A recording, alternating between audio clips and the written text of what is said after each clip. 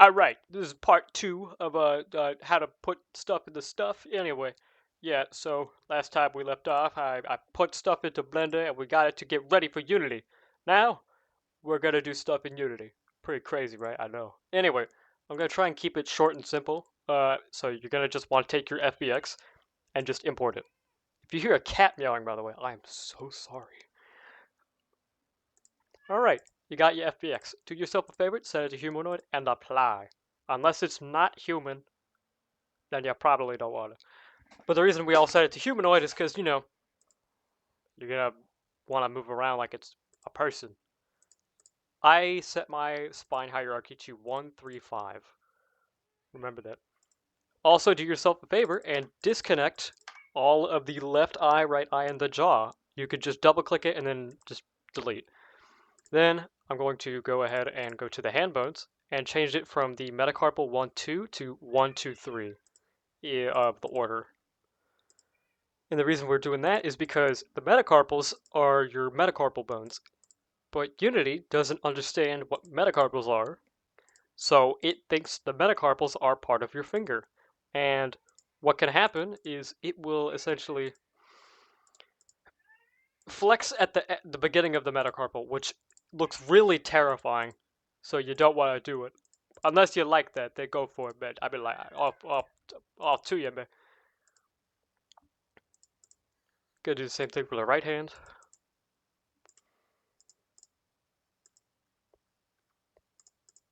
And once I'm done with this, unless it won't let me do that.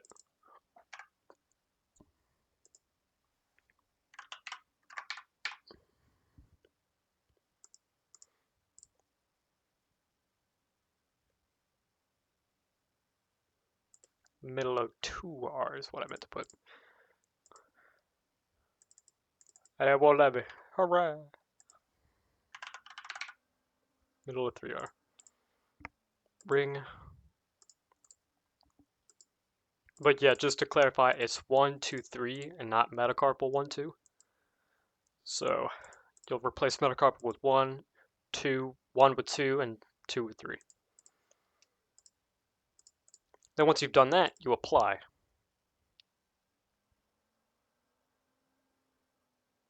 And then once you've done that, you're done. Alright, now you could just drag your character into the scene and set it to 0, 0. Now, for now, I'm just going to do the base stuff, like blink, biseams, eye look, all that jazz.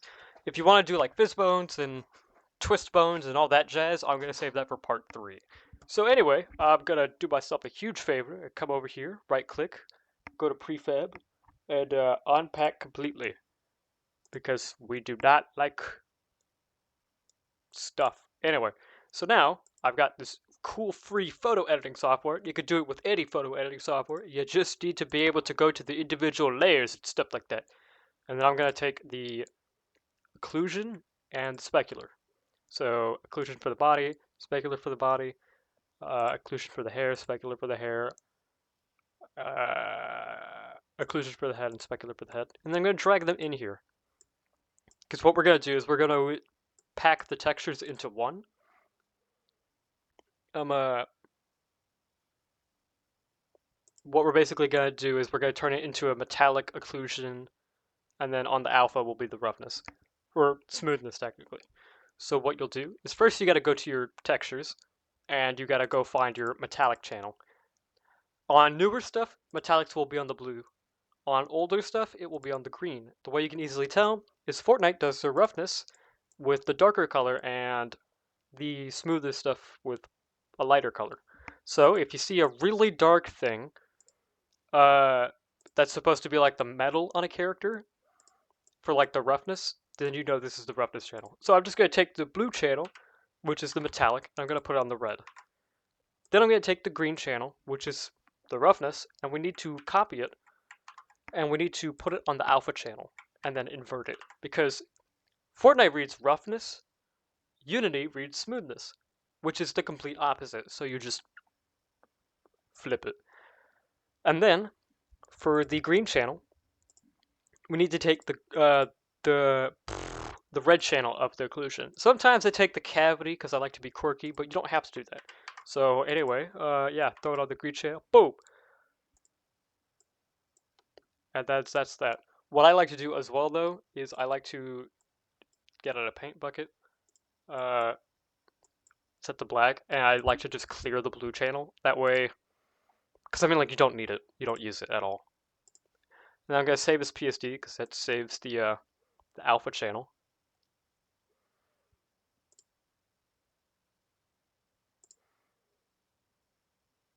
Where am I going? Oh, right. Reduce. And then save it to wherever you save it to. I save it to a thing. Boom. PSD. Now I'm going to do the same thing with the speculars.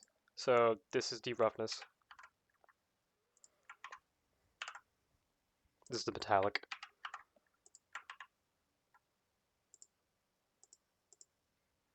And then I'm going to get the occlusion. And I'm going to put it on the green. And then I'm just going to clear the blue. And then boom.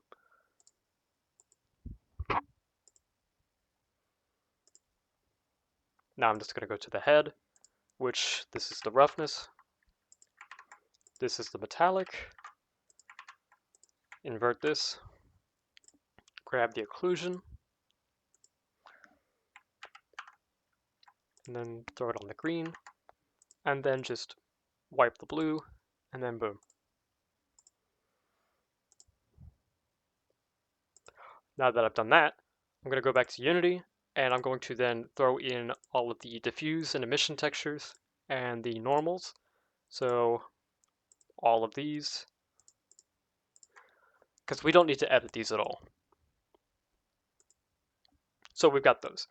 Then I'm going to take the modified textures that I just made, and I'm going to then throw those in as well.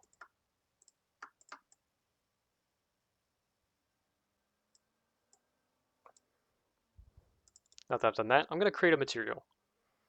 I'm just going to use standard for this, since I mean, like, you could use whatever shader you want, but in case you don't know anything about shaders and custom shaders, then I'm just going to use the standard one just to show. Windows, don't do this to me. Anyway, so I renamed it to body, threw it in body, and then of course I'm going to take the normal texture, and I'm first going to set it to normal map, and then I'm going to flip green channel, and then I'm going to apply. Why is GIMP opening? Okay. Anyway, I'm going to plug that into the normal. You could probably barely tell what it is. But anyways, I'm going to take that metallic texture we made and plug it into the occlusion and the metallic, because the occlusion reads the green channel for the occlusion, and the metallics read the red and alpha. So you can have them both in one. Oh my lord! I did not want this. I did not want this. Get out of here, Gimp. Anyway, so I like to have the occlusion at like 0.5. Not too strong, not too weak. But you can have it whatever you want. If you're like, you know what? Nothing. That's okay. If you're like, I want everything. That's also okay. It's up to you. Anyway, now that I've done that, I'm going to then plug in the diffuse texture. So now we have color. Then I'm going to plug in the emission, which is that. Now the way you actually control the strength of the emission is you go into this color here, and you can set the intensity to whatever you want. Personally, do not set it above anything over 2.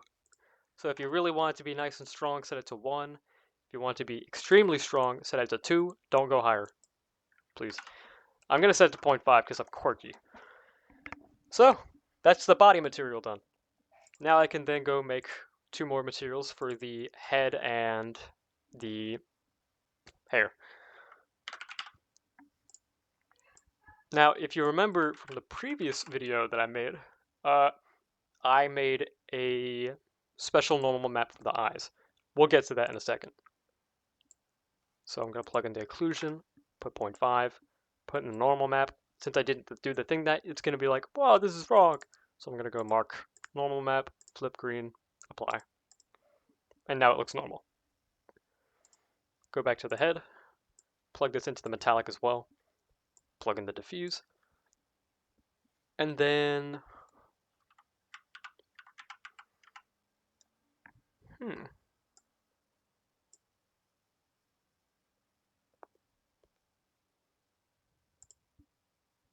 How many materials did I set?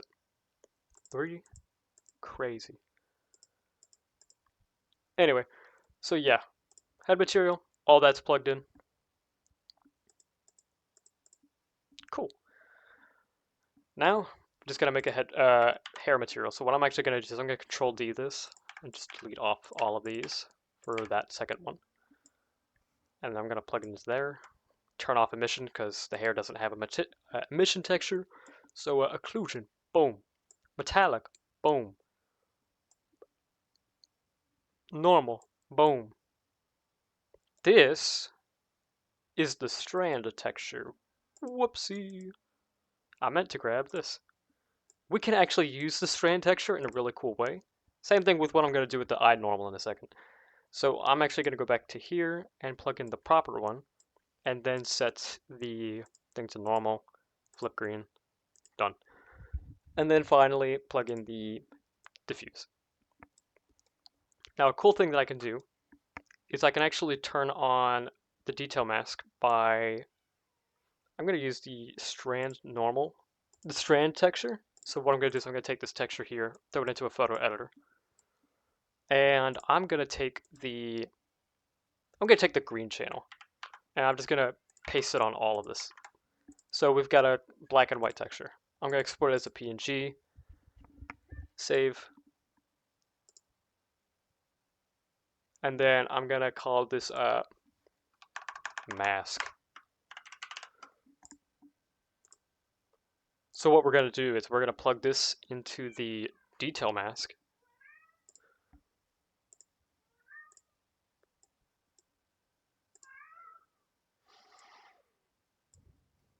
And then what we're going to do is we're going to plug this into the, actually we may not need to. We might, who knows. Then we're going to plug this into the normal map here. And then I'm going to, of course, set this to normal, flip green, boom. And then we can actually control how much it's actually affected. So I could just set that to like 0.5. And I'd say that looks pretty nice. I like that. I think that's pretty unique and woo. Anyway. Now that I've done that, and I've got all these materials set, let me go back to the head, because that's where I put the eye thing. And then let me go to here, grab the baked texture. I'm going to take the eye normal. We don't need the emission because, well, the eyes just glow, which is neat. And then I'm going to put this into the normal map for the secondary. Then go here, normal, flip green, yada yada, neat. So if I were to set the emission on the head lower, you can notice that the normal map is doing its thing. Or maybe I don't need to flip the green. I forgot which one. I don't think I need to flip it for the eyes. Yeah. So yeah, I didn't do it for the eyes because I baked the eyes in one way. So I actually don't need to flip those. But you can see how, if I set this to 0 real quick, that's how the eyes were baked. So you can actually see a little bit of something. So I'm going to set this to probably 75, just so you get a little bit of normal map in there, but it's also glowing. Anyways, now that I've done all that, and it's got its avatar controller, I'm going to add a VRC descriptor, avatar descriptor. Avatar descriptor, boom! So lip sync, auto detect. I made them in the previous thing, so it should autofill it. And if it doesn't autofill a certain one, you can just click on this and then go find individually where you put it. Eye look, pretty easy. All you gotta do now is you just gotta go to the avatars thing. Actually, you can go in here and just search eye. Well, there's a billion eyes in this scene, so what I'm gonna do is I'm just gonna go to the root. Basically, go find the bones that I'm looking for. Yeah, it's really easy. Just follow the hierarchy path. So think, how would you get to the eyes? Well, you go up the spine, go to the head, and then it'd be on the face root. And then there's eye. So I'm going to plug the left eye into the left eye, and then plug the right eye into the right eye. Boom. Now, all I got to do is I got to start previewing.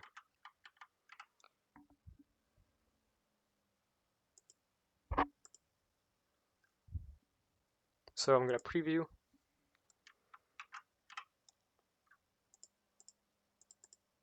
That looks pretty normal. I mean, like, you always want to see the orientation of like the eye and how it goes, because sometimes it breaks, but since you don't really see a pupil here, I don't have to worry about it. I actually have some custom looking up and down shape keys, so I can go to eyelids and put blend shape. And then I can just go grab the mesh for the character. So this is the mesh. So I will drag that into the eyelid mesh. And then go and find the look up and down shape keys I made.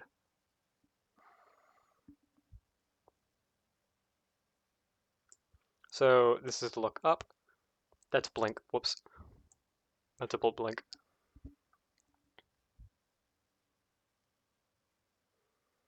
So here I put blink. Look up will be look up, and look down will be look down. So when the character looks up, rather than actually using the posed thing for the eyes, it will use the shape key.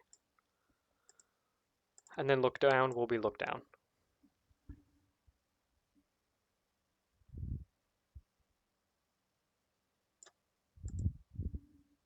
Return. Boom. So if I preview it, there's my character looking down. Now you might have noticed the normals breaking. Don't worry, we'll fix that in a second. But first, let me do the looking left and looking right. So when my character looks left, they need to look left, of course. So obviously it's not that axis. It's not that axis. It must be this one. So if my character's looking left, they need to look left. I usually set this to like 25. And then this will be probably negative 25 since it's looking the other way. So now that we've done the bizemes, the eyes, and the blinking, we go on to playable layers. But this is where you've got like emotes and all that jazz, and that's a whole other ball game. So for now, we're not gonna mess with that. Now we're gonna just go to the VRChat SDK.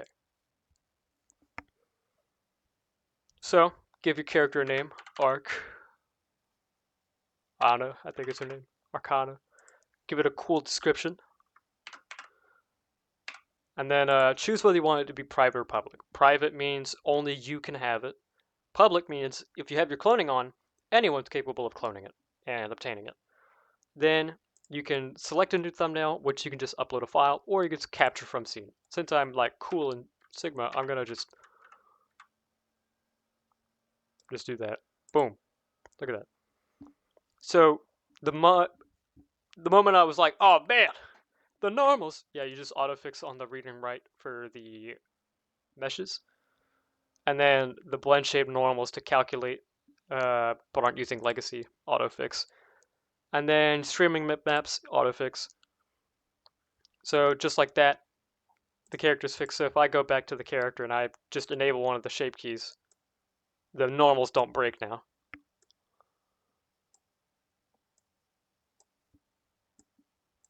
So now that that's done, I can just upload my character to VRChat.